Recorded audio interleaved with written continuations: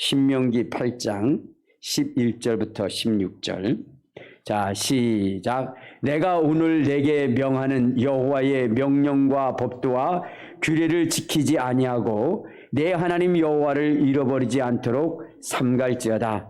내가 먹어서 배부르고 아름다운 집을 짓고 거주하게 되며 또 내 소와 양이 번성하여 내 은금이 증식되며 내 소유가 다 풍성하게 될 때에 내 마음이 교만하여 내 하나님 여호와를 잊어버릴까 염려하노라.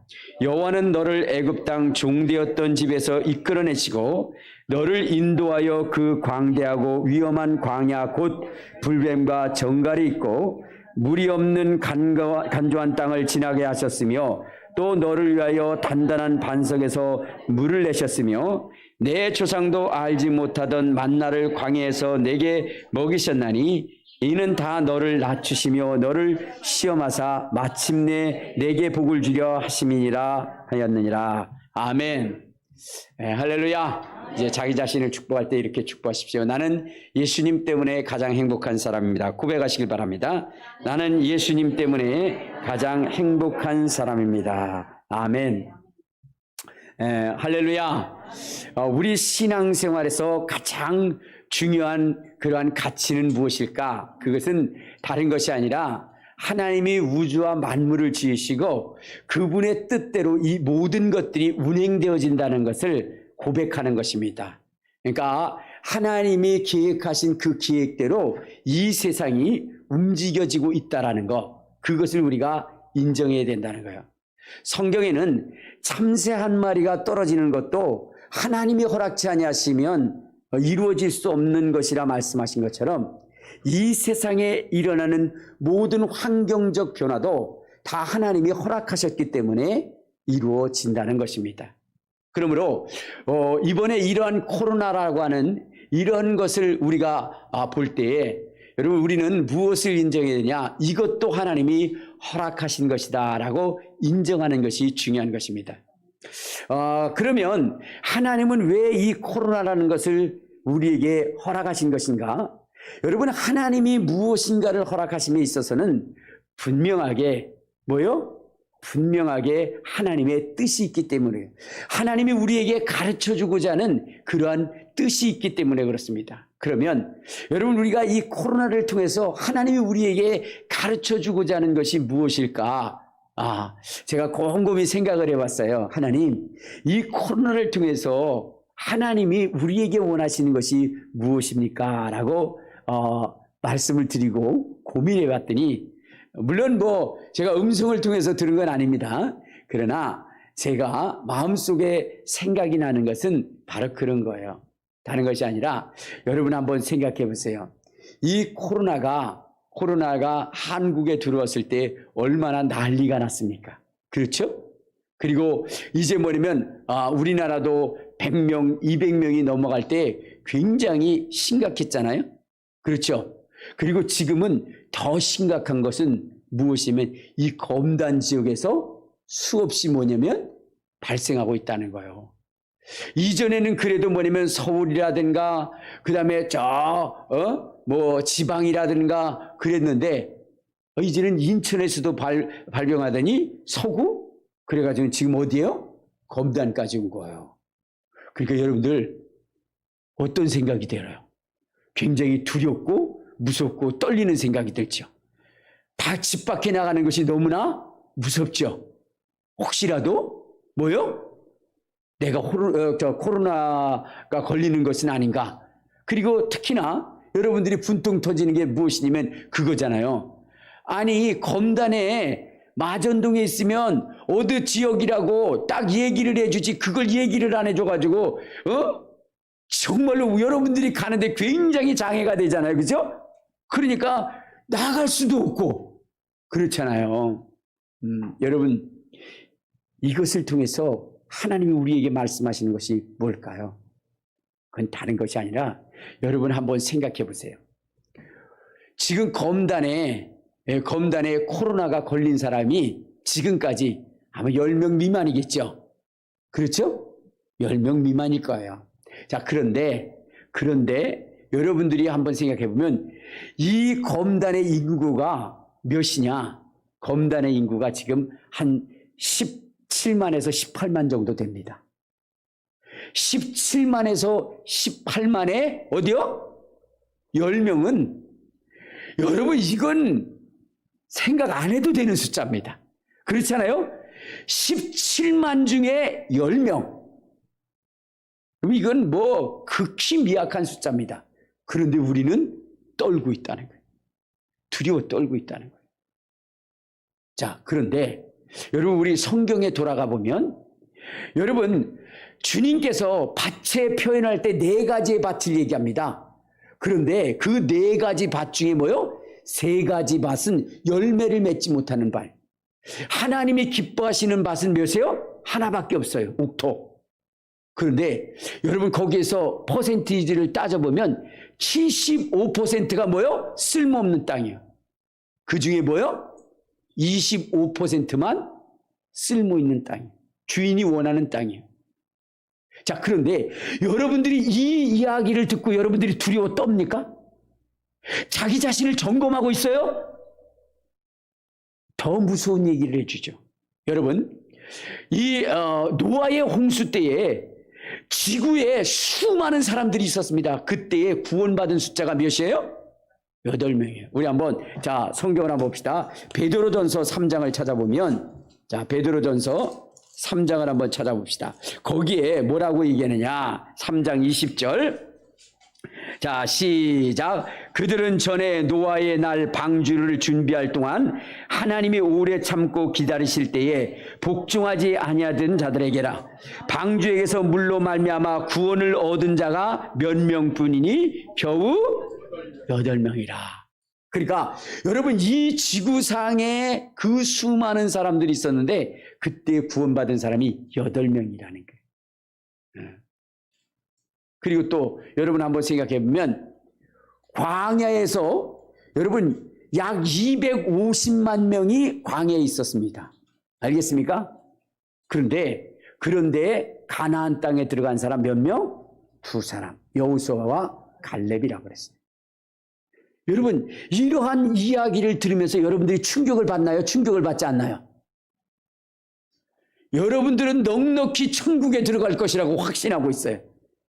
여러분 예수 믿는 사람들 중에 여러분 뭐요? 98%가 지옥 가고 그 다음에 뭐요? 2명만 지옥 간다 그러는데도 여러분들은 그 2명 중에 내가 있을 거야 라고 생각을 해요.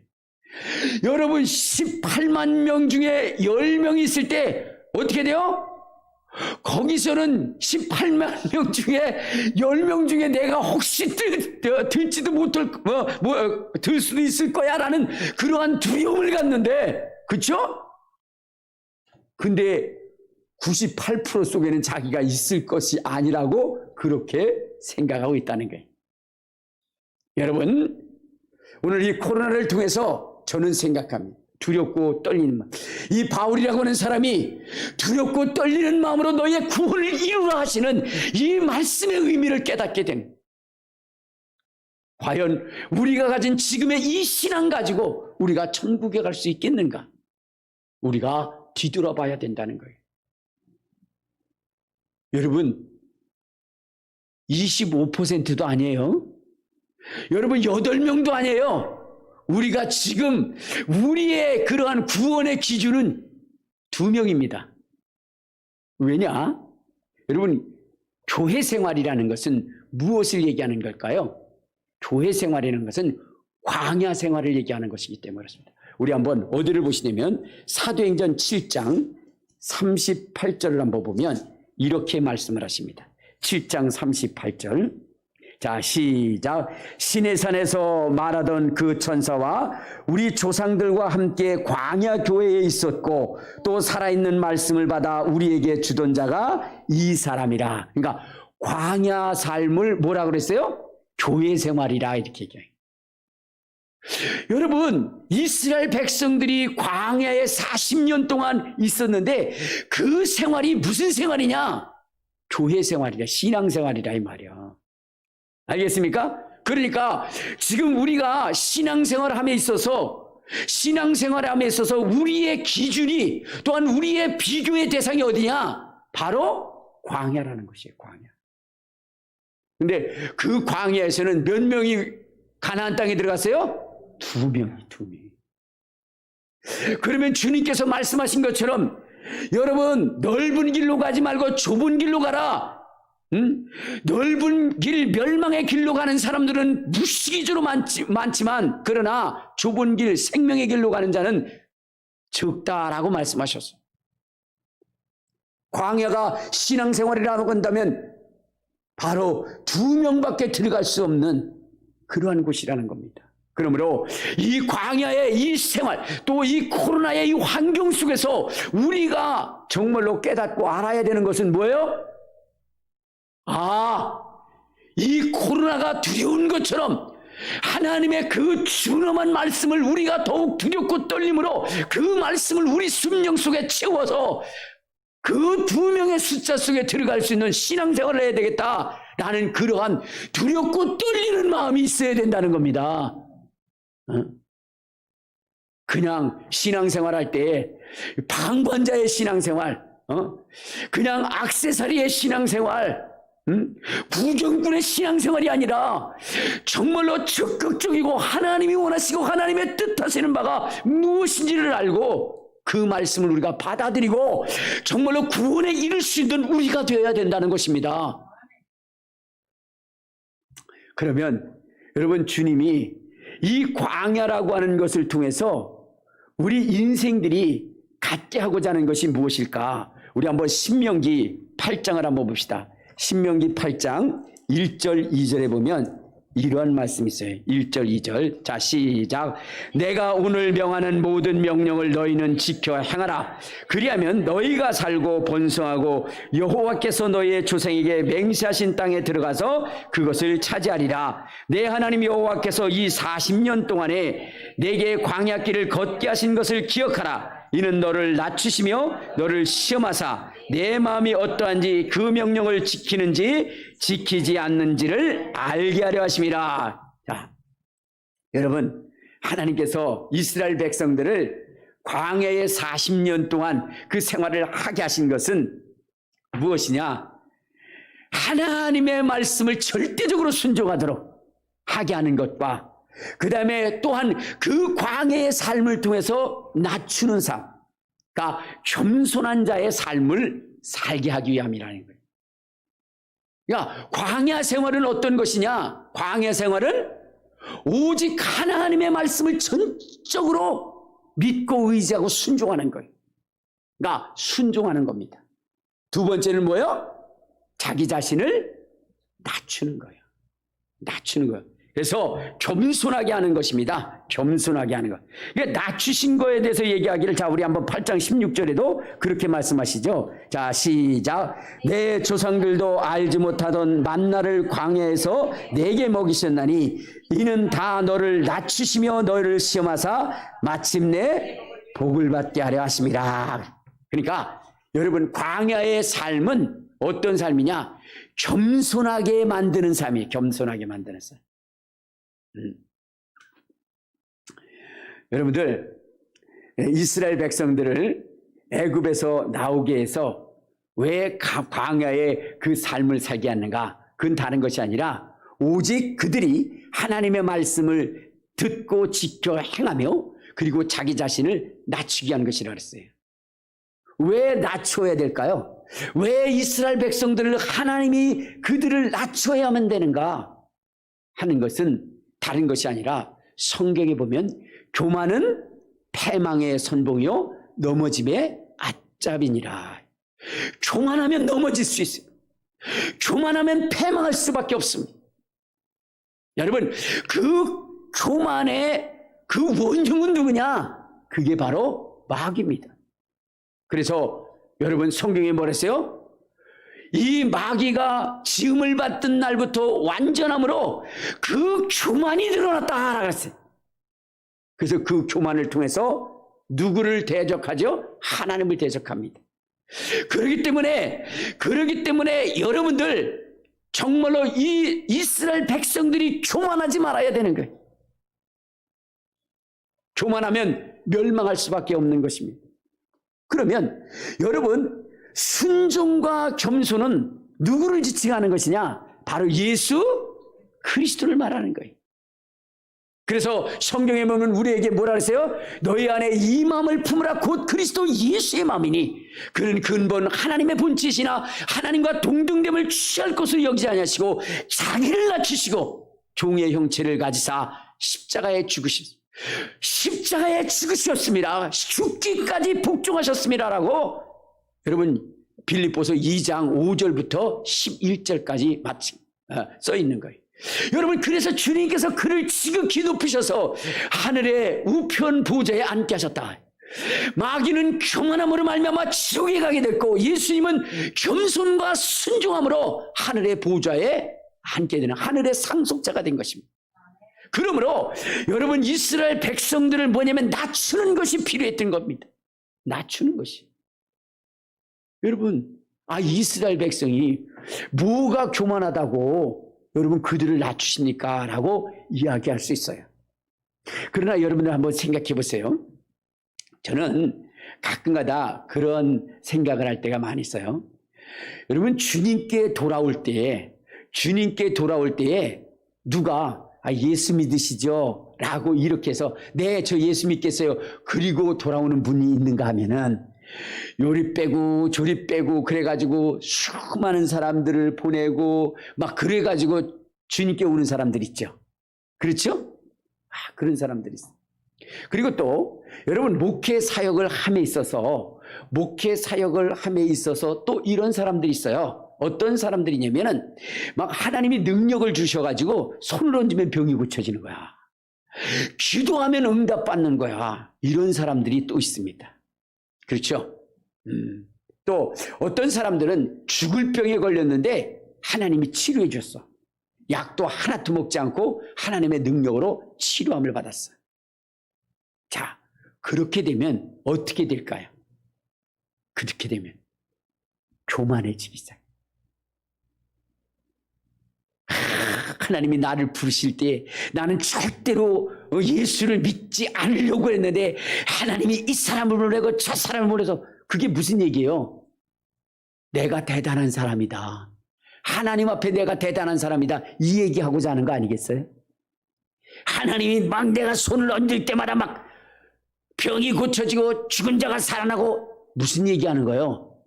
자기가 교만해지기 시작하는 거예요. 그러니까 이런 사람들이 가끔 뭐예요? 하나님 앞에 막말하는 사람들이 생겨나는 거예요. 주님이 부르실 때에 나는 막 그냥 하기 싫었는데 그랬는데 하나님이 이렇게 돼서 자기를 불러요. 그렇게 되면 어떻게 되죠? 높아지기 시작하는 거예요. 이스라엘 백성들이 여러분 어땠습니까? 애굽에서 나올 때 하나님이 이스라엘 백성 구원할 때 10가지의 재앙을 했어요. 여러분, 그것을 보는 이스라엘, 그것을 보는 애굽 백성들, 여러분 이 둘 사이를 보면서 여러분 이스라엘 백성들이 가질 그러한 그 마음은 어떤 마음일까요? 봐라, 니네들이 우리를 핍박했어? 이 싸가지 없는 것들 봤어? 여러분, 그들의 그 교만함이 하늘을 찌를 것입니다. 그러니까 여러분들 보세요. 저는 보면 이런 것이 있어요.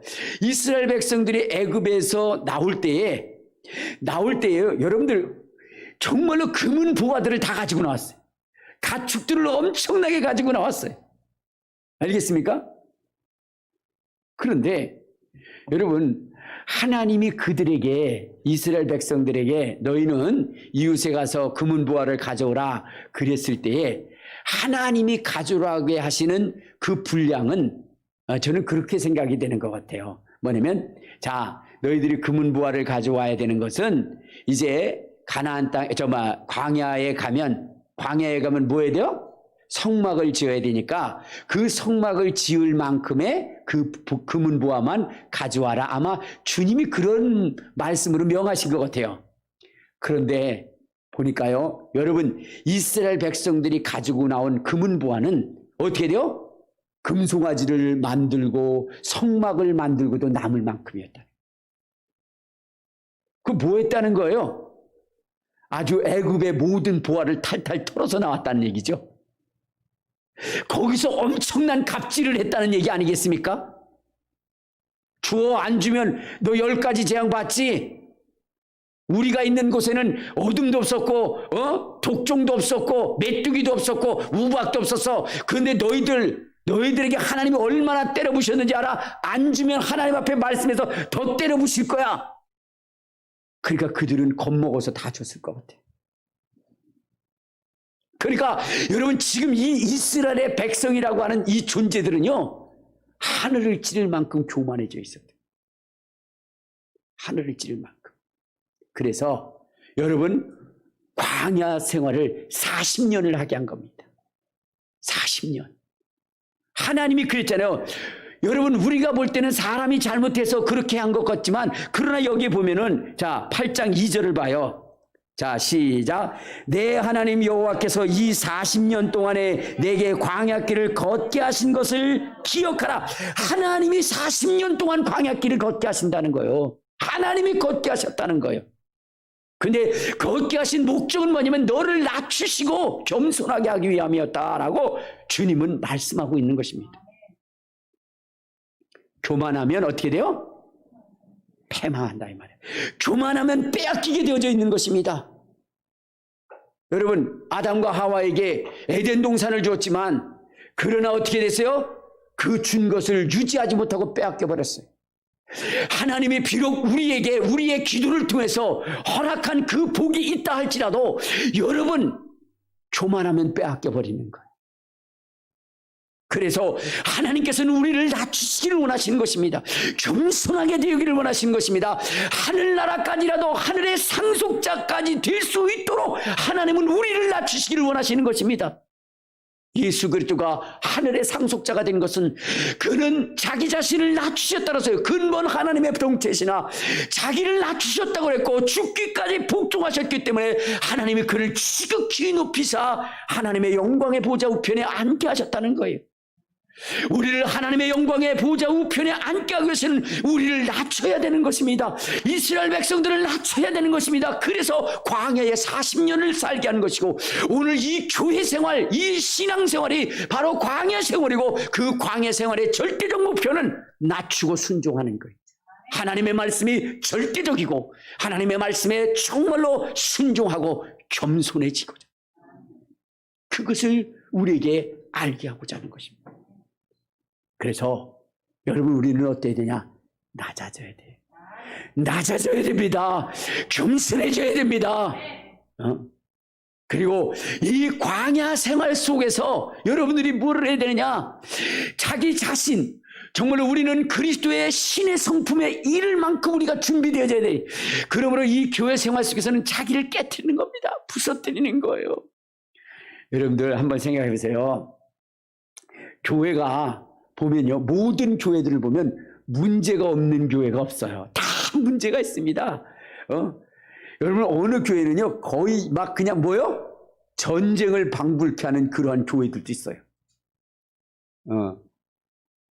막 어느 교회는 어떻게 돼요? 반을 갈라서 한 팀은 이쪽 팀, 한 팀은 이쪽 팀 이렇게 나누는 것도 있고, 또 뭐냐면 같은 교회인데 성도들이 분리해가지고 아래층에서 드리고 위층에서 분리해서 드리고, 별의별 일들이 너무나 많습니다. 아주 원수처럼 막 싸우고 다투고 그래요. 그게 여러분들 그 교회를 보면 어떻게 생각하세요? 이건 교회가 아니다, 그런 생각이 들죠? 아니에요. 그게 교회예요. 우리가 잘못 이해하고 있는 거예요. 교회는요 어떤 일이 일어나는 거예요? 싸우고 다투고 부딪히고 막 그러는 거예요. 왜? 광야 생활이라 그랬잖아요. 여러분, 광야에서 무슨 일이 일어났어요? 원망하고 불평하고 내던지고 막 패를 가르고 막 싸우고 막 그랬잖아요. 그래 안 그래요? 그 교회가 그런 것이라며요. 교회는 천국이 아닙니다. 교회는 뭐요? 다투고 싸우고 그러는 것이에요. 그런데 문제는 뭐냐? 문제는 뭐냐면 여러분, 이것입니다. 그 싸우고 다투고 이런 것이 자기 자신이 깨어지는 곳이, 그 자기 자신이 깨어지는 것으로 삼아야 된다는 거예요. 알겠습니까? 그러니까 그 교회의 생활 속에서 다투고 싸우는 일이 일어날 때 자기 자신이 그 속에서 처절하게 깨지고 처절하게 부서지고, 그래서 여러분 육신에 있었던 그러한 모든 것들이 다 빠져나가고 이제는 하나님의 것으로 채워지는, 하나님의 성품과 하나님의 품성으로 채워지는, 그것이 교회예요. 그것이. 여러분, 이스라엘 백성들이 왜 망했는 줄 아십니까? 광야에서 왜 다 망했는 줄 아십니까? 여러분, 이 말씀 잘 들어야 돼요. 굉장히 중요해야 됩니다. 중요한 것이기 때문입니다. 자, 우리 한번 보십시다. 어디 시브리서를 한번 봐요. 시브리서 3장에 보면 이런 말씀이세요. 자, 시브리서 3장 우리 12절부터 우리 13절을 한번 봅시다.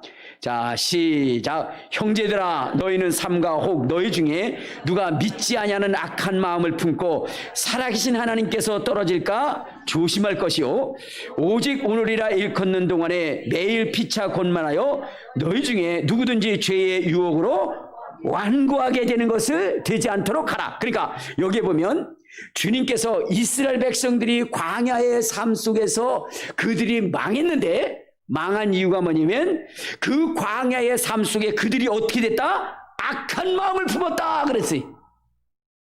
악한 마음을 품고, 두 번째는 뭐냐면 죄의 유혹으로 완고해졌다, 이렇게 얘기하는 거예요. 그러니까 이스라엘 백성들이 광야 생활 속에 그들이 다 넘어진 이유는 무엇이냐? 뭐요? 악한 마음을 품었고 완고하게 됐다는 거예요. 교회 생활 속에서 여러분, 우리가 알아야 되는 것은 무엇이냐면 다툼도 있을 수 있어요. 분쟁도 있을 수 있어요. 그러나 뭐 하지 말아야 돼요? 악한 마음을 품지 말아야 돼요. 또한 뭐 해야 돼요? 완고해지지 말아야 돼요. 고착화되지 말아야 된다는 겁니다. 고착화되지 말아야 된다.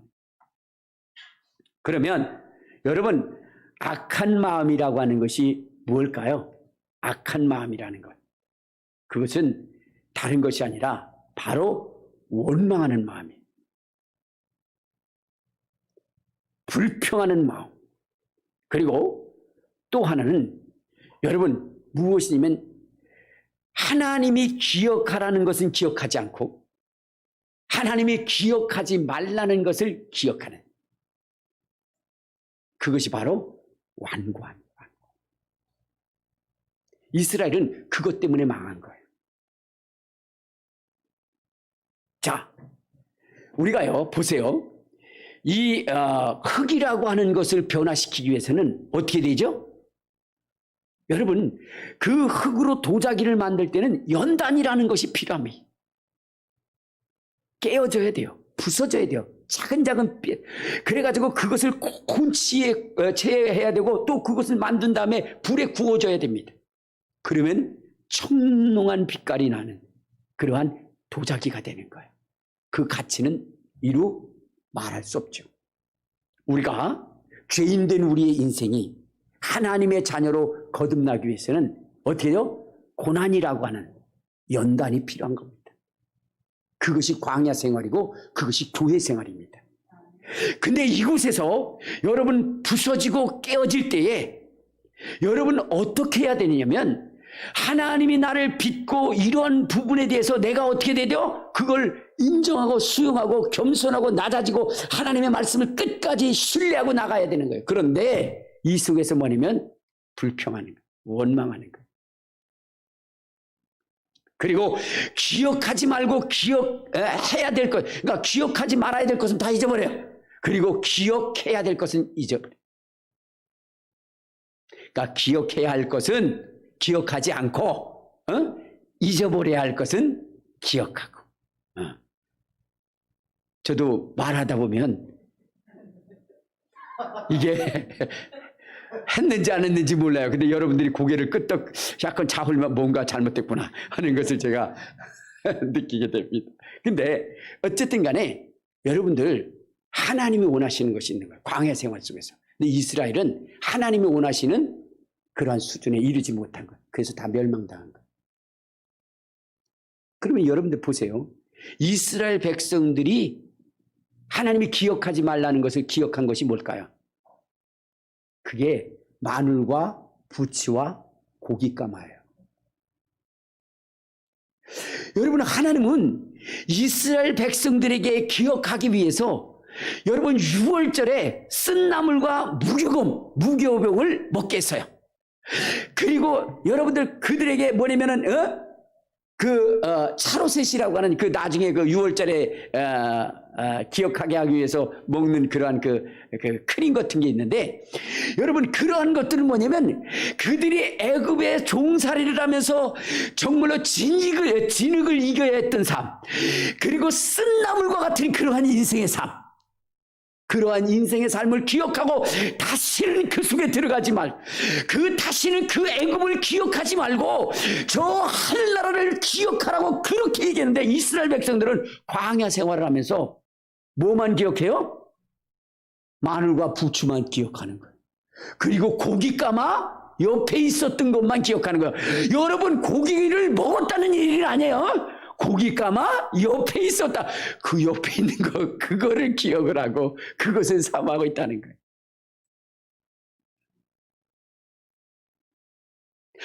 여러분들, 그들이 노예 생활할 때 얼마나 그 벽돌 굽기를 인해서 얼마나 처절한 삶을 살아있습니까? 그러한 것들을 기억하고, 그래서 쓴나물 먹게 하는 것 아닙니까? 그래서 무교를 먹게 하는 것 아닙니까? 그러니까 다시는 그 애굽으로 돌아갈 생각하지 마라, 이렇게 했는데 그것 싹 잊어버려. 그리고 뭐 기억해요? 고기 까마 그것만 기억해. 제가 더 보면요, 그래요. 미신 믿다가 처음에는 잘 됐어요. 근데 나중에 그 귀신들에 의해서 폭삭 망해버렸습니다. 그런데요, 망한 건 기억하지 않고 어느 날 조금 잘 된 거 그것만 기억하고 있어. 여러분, 바로 그것이 망하게 하는 거예요. 그래서 하나님은 신앙생활을 통해서 뭘 기억하는 거예요? 여러분의 이전의 삶, 알겠습니까? 죄를 먹고 마시고 죄악 속에 있었던 그 삶을 여러분 처절하게 끊어버리라는 거예요.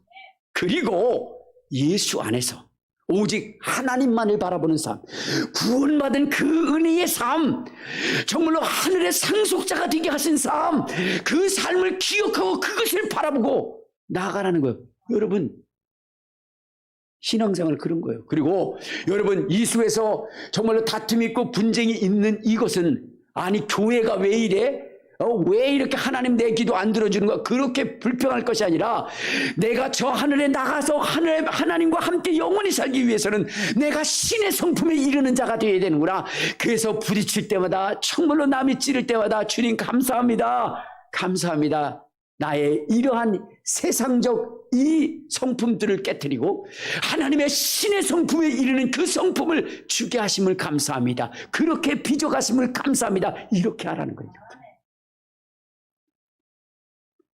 여러분, 우리는요, 이 신앙생활을 하는 데 있어서 내 뜻대로 신앙생활을 하는 게 아니에요. 하나님이 내게 원하시는 대로 하는 것이거든요. 여러분들, 제가 하나 질문 하나 드릴게요. 근데 대부분 답은 못 맞춰요. 근데 여러분들은 맞힐 수 있을 거라고 생각합니다. 여러분들 보세요. 하나님이 기도하라 하셨잖아요. 기도하라. 그러면 너희가 무엇인지 원하는 대로 내게 구하라, 그렇게 말씀하셨어요. 그러면 줄 것이다 라고 말씀하셨습니다. 자, 그러면 기도는 내가 무엇이든지 원하는 대로 하나님이 주시기 위해서 기도를 주셨다. 요게 1번이고, 2번은 뭐냐면, 아니다, 기도는 내가 구하여도 하나님이 주시지 않겠다라고 하셔서 주신 것이 기도다. 여러분, 그 둘 중에 정답이 뭘까요? 정답이. 예? 2번이에요? 어떻게 2번이야? 아니, 주님이 기도하라 하신 것은 주시기 위해서 기도하라는 거 아닌가요? 물론 그것도 맞아요. 근데 우리가 하나 잊어버리고 있는 것이 있어요. 그것은 뭐냐면, 너 내게 기도해, 그러나 나는 응답 안 할 거야. 이것 또한 기도의 목적입니다. 왜냐면요, 그럼 왜 기도하라 그랬어요? 예, 그 기도하라 하신 것은요, 하나님이 너 자신 속에 있는 것이 무엇인지 네 입으로 끌어내면서 보라 하신 거예요. 여러분, 욕심 없는 사람 같잖아요. 그렇죠? 아무런 욕심이 없는 사람 같아요. 굉장히 착한 사람 같아요. 그런데 기도하는 거 보면 알아요. 뭐 주세요, 뭐 주세요. 여러분, 그게 그가 가지고 있는 내면의 성품이에요. 그거 끌어내라는 거예요. 그리고 하나님 그거 안 줘. 너 그거 있으면 너 망해. 그거 버려. 버리라고 하시는 거예요. 버리라고. 여러분, 저는요, 예수를 믿으면서 제가 그랬어요. 하나님, 저를 특별하게 부르셨잖아요. 그리고 세우셔서 주의 일 했으니까, 그리고 목사 한 수밖에 하셨으니까, 주님, 내가 개척하면 10만 명 주셔야 됩니다. 저 그랬어요. 왜? 당연히 줄 거라고 생각했어요. 근데 세월이 흐르는데 안 되는 거예요. 여러분, 저는 개척하자마자 몰려올 줄 알았어요. 아니에요. 이제는 코로나까지 해가지고 예배 드릴 때 사람까지 없어요. 내가 원하는 방향은 전혀 아니에요. 왜 하나님은 그럼 이렇게 하실까? 왜? 원하는 것을 주었으면 어떻게 될까요? 교만해서 망했을 거예요. 여러분, 주님 앞에 신유의 능력으로 쓰임받다 버림받은 그러한 인생들 얼마나 많이 있습니까? 하나님의 능력을 행하면서 하다가 하나님 앞에 버림받은 사람들이 얼마나 교만했어요. 아마 제가 10만 명 달라고 그랬을 때 줬으면 저는 어떻게 돼요? 날라다녔을 겁니다. 있는 사람 다 정죄하고 목사들 다 정죄했을 겁니다. 그걸 목회라고 해? 그러면서. 여러분, 원하는 것을 주었을 때에 여러분 어떤 결과를 가져오느냐? 우리 한번 시편 106편. 자, 시편 106편을 한번 봐요. 자, 106편. 우리 15절을 한번 봅시다. 15절. 106편 15절. 시작. 그러므로 여호와께서는 그들이 요구한 것을 그들에게 주셨을지라도 그들의 영혼은 쇠약하게 하셨도다. 14절에 보면 광야에서 욕심을 크게 내며 사막에서 하나님을 시험하였도다. 그래서 그들에게 주었다는 거예요. 욕심내는 대로. 그런데 결국 그들은 어떻게 됐다? 쇠약하게 졌다. 여러분, 내가 요구한 것을 하나님이 주시면 때로는 우리가 쇠약해지고 우리가 무너질 수밖에 없는, 버림받을 수밖에 없는 상황이 될 수 있다는 겁니다. 그래서 오히려 안 주는 것이 은혜예요. 그리고 안 주실 때는 버리라는 거예요. 알겠습니까?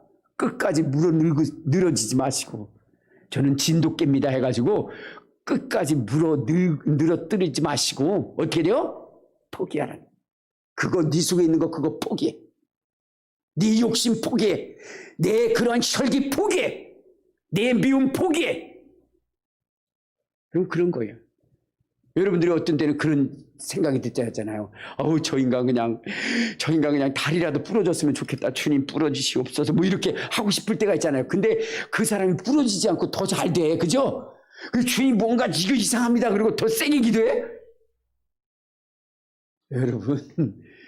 여러분 만약에 그게 부러졌다면 다음에 이번에는 다리지만 이 다음엔 뭐요? 허리를 부러뜨고 목을 부러뜨리고 결국은 멸망에 이렇게 되는 겁니다. 오히려 내가 그곳에서 깨어져야 되는 거예요. 부서져야 되는 거예요.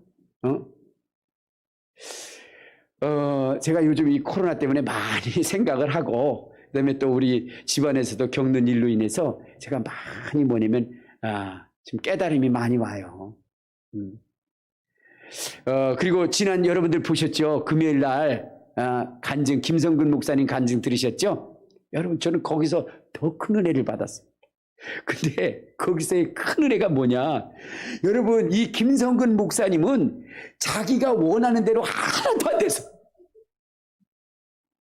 자기가 원하는 대로 기도한 대로 하나도 안 돼서 오히려 다른 쪽으로만 자꾸 가. 그러니까 미치고 팔딱 뛰는 거예요. 여러분 보세요. 김성은 목사님이 탈북을 해서 엄청나게 고생을 했잖아요. 중국에서. 그리고 나서는 한국에 와서도 고생을 많이 했고, 그래서 이제는 내가 탈북을 해서 하나님 믿고 그랬으니까 하나님 내게 축복을 해주세요. 내가 고난도 많이 당했으니까 축복을 해주세요. 내 아내를 보세요. 얼마나 저 아내 불쌍합니까? 그러면서 자기는 열심히 공부해가지고 이제 대기업에 합격을 했어요. 얼마나 기뻤는지 몰라요. 대기업에 들어가면 여러분 연봉 억 단위는 보장된 거 아닙니까? 너무 감사했는데 갑자기 하나님이 은혜를 주신 거예요. 그래가지고 막 하늘만 봐도 눈물이 나오고 이거 어떻게 주체를 할 수 없는 거예요. 그래가지고 뭐냐면은 어느 목사님한테 찾아가서 목사님 내가 자꾸 이런데 왜 이렇습니까? 기도해 봅시다. 기도를 딱 하더니 성근 형제 하나님이 부르십니다. 자기는 거기서 뭐냐면 절망이 온 거예요. 왜냐하면 지금까지 그렇게 고생하다가 이제 열심히 공부를 해서 그래서 어떻게 돼요? 대기업에 입사했는데 이제는 뭔가 편안한 삶을 살겠다라고 생각했는데 어떻게 됐어요? 하나님이 이게 망가뜨리는 거예요. 아니 그 고생할 때 하나님 달라고 그럴 땐 아주 주지도 않고 그죠? 좀 아주 편안하게 좀 해주지도 않으면서 이제 자기가 열심히 노력해서 좋은 결과를 가져서 좋은 직장에 들어가서 편하려고 하니까 그 편함을 또 뭐냐면 완전히 고생으로 바꾸시려고 그러네. 그러니까 너무 하나님이 원망스러운 거예요. 그래서 이건 아닙니다. 그랬더니 하나님이 아내한테 은혜를 줘서 주의 길을 걷게 하신 거예요. 주의 길을 걷게 하는데 자기는 뭐라고 그러냐면 하나님 내가 주의 종들을 봤습니다. 자기보다 훌륭한 목사님들이 하는데 진짜 막 그냥 지옥을 왔다 갔다 하는 가난과 고통을 내가 겪는 거 봤습니다. 그러니까 나는 개척은 안 할 테니까 하나님이 내 인생을 좀 편안한 길로 책임져 주세요 했더니 개척을 하게 하시는 거예요. 좋아요. 그러면 하나님 개척을 하게 하셨으니까 그러면 하나님이 인도하셔서 좀 개척을 잘 되게 하시라고. 그랬더니 처음에는 그 기도를 들어주신 것 같아요. 개척하고 6개월 만에 30명이 됐어요. 할렐루야 그랬는데 갑자기 몸이 이상한 거예요. 병원에 갔더니 간 수치가 1500이 넘는데 간 수치는 40이 정상입니다. 근데 1500이 올라가요. 야 이거 어떻게 된 건가.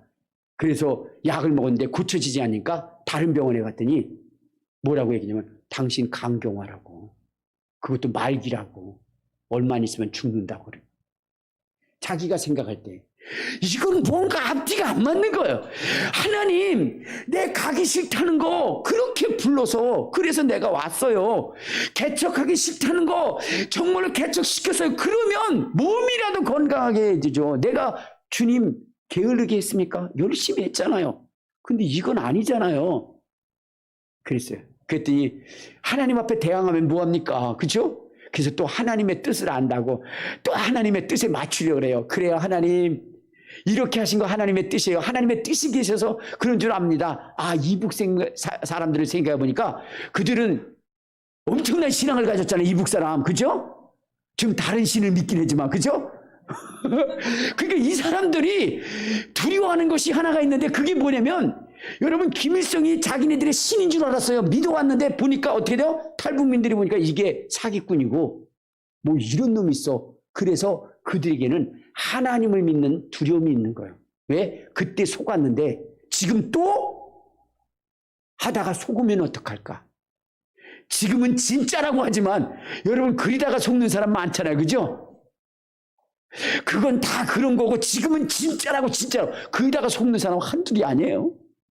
그러니까 탈북민들에게는 그런 두려움이 있다는 거예요. 그래서 생각해보니까 하나님 제가 잘못했습니다.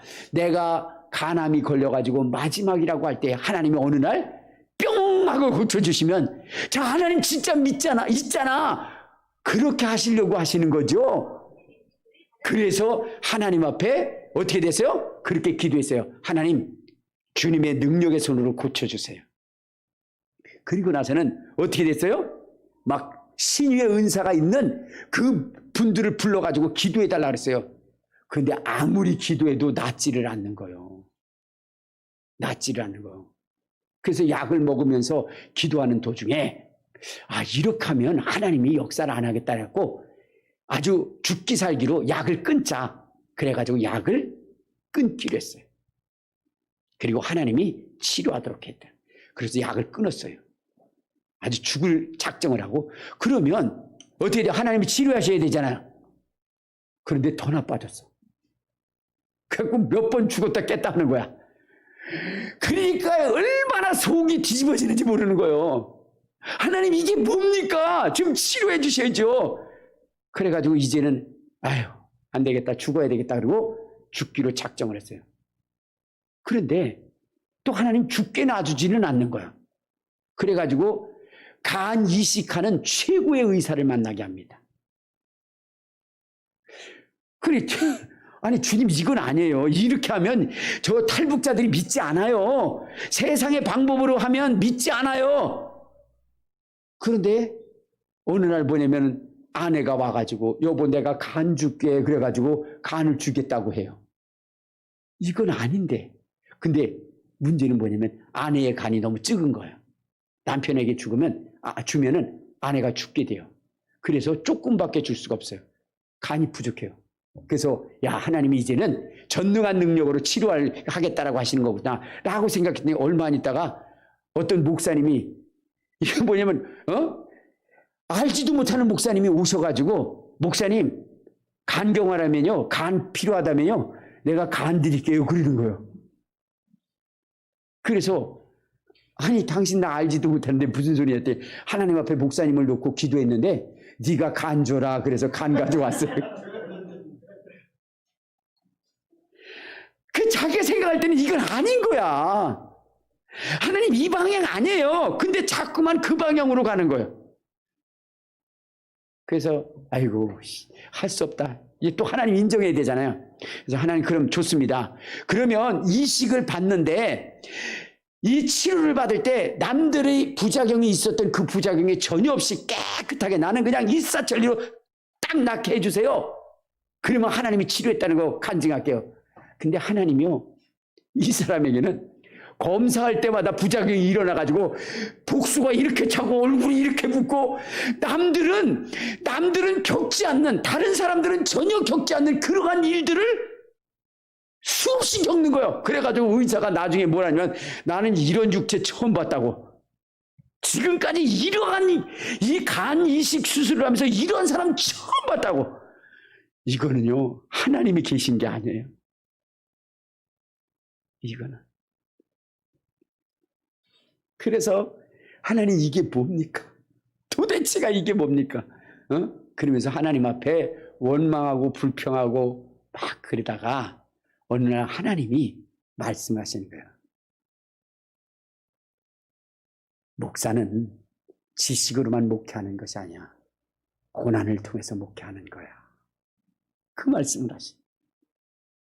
근데 간 이식하고도요 자기는 얼마나 아픈지 아주 미치고 팔. 그래서 막 엉엉 울었대요. 너무 슬퍼서 우니까 간호사가 와가지고 그리고 근데 더 웃긴 거는 그렇게 아파가지고 너무 아파서 막 그냥 우는데 갑자기 또 하나님이 거기서 은혜를 주셔가지고 은혜를 주시는데 야 내가 네 아프고 힘들 때 나도 함께 아팠어. 그러면서 또 하나님이 그렇게 말씀을 하시대요.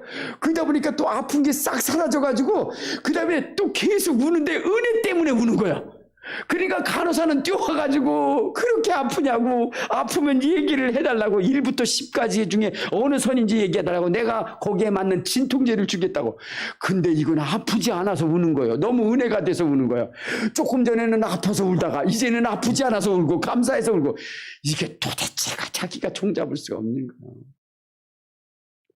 그러니까 자기가 지금까지 기도한 것에 그 기도의 응답대로 한 것이 아니라 전부 다 반대로 가는 거예요. 그런데 하나님이 그렇게 하신 이유를 마지막에 알게 됩니다. 마지막에. 그것은 뭐냐면 하나님의 심장을 그 속에 넣어주고 싶은 거예요. 하나님이 영혼들을 얼마나 사랑했는지 그 심장을 넣어주고 싶었던 거예요. 그것을 체험하고 나니까 그 고난이 너무나 감사한 거예요. 그래서 하나님 더 큰 고난을 주세요. 그리고 하나님 내가 나가면 하나님 정말로 천국과 지옥이 있다는 거, 그리고 저들에게 정말로 복음을 전하면서 구원의 그 길들을 열어놓게요. 그러기 위해서는 주님 능력을 주세요. 그러면서 그렇게 막 하나님 앞에 기도했어요. 근데 아직도 뭐냐면 하나님의 진실한 그 의미를 덜 깨달았어. 왜냐? 주님이 말씀하신 건 그거예요. 이 목사님이 하나님 앞에 구하면서 야 정말 하나님 살아계십니다. 그러면서 하나님 증거할 테니까 저들에게 복음을 전할 때 능력으로 저들이 변화되어지는 그러한 능력을 주세요. 확실한 증거를 주세요. 그러니까 주님이 그러시는 거예요. 야 십자가 있잖아. 저거 외에 무슨 증거가 더 필요하니? 내가 너희들 지옥까지 않고 천국문을 열기 위해서 내 독자를 죽였는데 그거 외에 무슨 증거가 더 필요하니? 그게 가장 큰 증거야. 주님이 그렇게 말씀하시는 거예요. 근데 자기 그렇게 깨달았다고 생각했는데 아직도 덜 깨달은 거예요. 우리 그런 거예요. 이렇게 주님의 심정을 모르고 있는 거예요. 이렇게 주님의 마음을 모르고 있는 거예요. 주님이 그렇게 그러면 여러분 주님이 그런 말씀을 하시더라는 거예요. 뭐냐면 내 사랑하는 종아 네 병 고치는 거 아무것도 아니야. 내가 순간에 고쳐. 그런데 내 이 마음을 네 심령 속에 집어넣으려면 내가 아픈 거에 몇십 배가 내가 더 아파. 내가 아프지 않기 위해서 내 능력으로 단순간에 고칠 수 있어. 그러나 이 내 마음과 이 내 뜻과 내 사랑을 네가 체험하기 위해서는 내가 너보다 더 아파야 돼. 내가 너보다 더 아픈 그 아픔을 가지고 내가 지금 너와 함께 왔어. 주님이 그렇게 말씀하시더라는 거예요. 통곡이 들려요. 그걸 느끼고 나니까요 주님의 마음이 느껴지고 영혼에 대한 애착이 느껴지고 너무 그래서 능력 주세요. 내가 가서 이거 가지고 가면 될 것 같아. 그래서 주님 앞에 얘기했더니 십자가가 있잖아. 십자가보다 더 큰 사랑이 어디 있어? 십자가보다 더 큰 증거가 어디 있어? 근데 우리는 그 십자가를 소홀히 여기고 그 십자가가 그저 하나의 과정으로만 느끼고 있다는 거예요. 여러분 오늘 우리가 고난을 당하는 것은 여러분 그 십자가의 그 소중함을 우리가 깨닫고 십자가의 그 사랑을 느낄 때까지 하나님 깨닫게 하실 거예요. 교회 생활 속에서 그거 느껴야 돼요. 그거. 근데 우리는 뭐요? 능력을 가지고 해야 된다고 생각해요. 우리는 내가 기도할 때마다 하늘이 쫙쫙 열려져야 된다고 생각해요. 그래야 저들이 하나님의 사랑을 알고 하나님의 살아계심을 안다라고 생각해요. 아니에요. 죽은 자가 살아나도 믿지 않는다라고 그랬어요. 오직 예수 그리스도의 그 십자가의 그 능력을 알게 되고 그것을 전하게 될 때 역사가 일어나는 것입니다. 그 사랑 알아야 돼요. 그 사랑. 저는 요즘요 많은 것을 깨달아요. 그래서 우리 집사람한테 가끔가다 그런 생각이 있대요. 우리 집사람 고생 많이 하니까 가끔가다 내가 뭔가를 도와주고 싶은 생각이 있어요. 그래서 설거지도 해줄 때가 있고 청소도 해줄 때가 있어요. 그런데 뭐냐면 청소하고 설거지를 해놓고 나면 우리 집사람 올 때까지 굉장히 설레임으로 기다리는 거예요. 집사님 날 칭찬해 주겠지? 나를 칭찬해 주겠지? 오자마자 막 뭐라고 시작하는 거예요. 왜 이렇게 그러면 제 마음이 어떻게 돼요? 속상하죠. 왜냐? 아니 자기를 위해서 그렇게 해줬는데 그러면 고마워 여보 그래야 될 거 아니야. 근데 하자마자 뭐 어쩌고 저쩌고 얘기를 해요. 뭐 설거지는 왜 이렇게 했냐, 물은 왜 그렇게 했냐, 어쨌냐, 뭐를 했냐, 그래서 막 얘기를 해요. 근데 그때마다 내가 속상했거든요. 근데 요즘은 제가 깨달았어요. 그건 뭐냐면 우리 집사람 얘기는 그거예요. 저는 청소를 하고 뭐를 하면 보기 좋게 하는 거예요. 알겠습니까? 근데 우리 집사람은 자기가 놓은 게 있잖아요. 근데 내가 하면 그게 다 우리 집사람은 순서가 있잖아요. 뭘 자주 쓰고 뭘 안 쓰고 그런 거 순서대로 다 해놓잖아요. 근데 나는 보기 좋게 다 만들어 놓는 거예요. 순서하고는 상관없어요. 그러니까 찾으려면 없는 거예요. 그러니까 나한테 얘기하는 거예요. 그거 어디에 뒀냐고. 그럼 제가 기억력이 좋으면 괜찮은데 저도 요즘엔 깜빡깜빡 돼서 어디다 뒀는지 몰라요. 그러면 그게 어디 가서 썩고 있는 거예요, 나중에. 그걸 아는 거예요. 그걸 아는 거예요. 그러니까 해주려면 어떻게 해줘야 돼요? 우리 집사람의 입장에서 해줘야 돼요. 근데 내 입장에서 해주는 거예요. 그리고 칭찬받으려고 그래요. 그게 문제인 거예요. 또 하나는, 여러분들, 제가 우리 집사람 심부름 잘합니다. 근데 가끔 가다가 저한테 심부름을 시킬 때가 있어요. 그러면 그 심부름을 시키는데, 그런데 또 애들이 시킨 것을 저한테 또 심부름을 시키면 제가 갑니다. 갔는데 정확하게 나한테 알려줘야 되는데 그걸 못 알려줘요. 그럼 저는 빨리 갔다 오는 거예요. 저는 거의 뭐 다 빨리예요, 빨리. 그러니까 빨리 그 가게에 갑니다. 그래가지고 그거 딱 잡아가지고 와요. 근데 뭐냐면 우리 집사람이 얘기를 했는데 그 선택지가 없는 거야. 아니면 그 선택지가 여러 가지고. 그럼 전화를 해요. 여보, 당신이 이거 하나밖에 없다 그러는데 여기 숫자가 많은데 이것 중에 어느 거야? 그러면은 가만 있어봐. 그리고 또 애들한테 얘기를 해야 되는데 애들이 또 저기하고 또 내가 전화를 했는데 전화를 우리 집사람이 안 받는 거예요.